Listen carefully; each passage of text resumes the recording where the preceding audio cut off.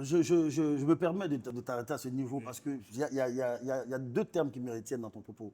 Tu as parlé d'artisanat. oui, Et à l'époque, déjà, il y avait très peu de gens qui faisaient le lien entre l'art et l'artisanat. Aujourd'hui, ça revient beaucoup plus dans le langage, dans les discours concernant l'art contemporain, oui. le lien évident entre la création de l'art créatif et l'artisanat.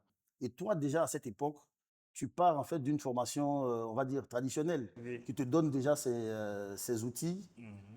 et combiné à ton éducation à l'École nationale des beaux-arts, en fait, tu es déjà un artiste contemporain Oui, avant l'heure, on va oui, dire. oui, oui.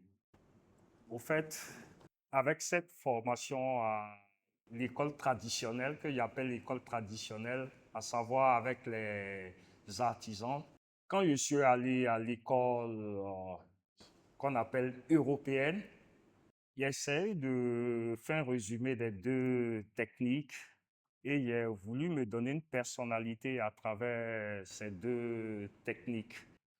Donc, j'étais en rupture directe avec l'art traditionnel et même ce qu'on appelle l'art académique.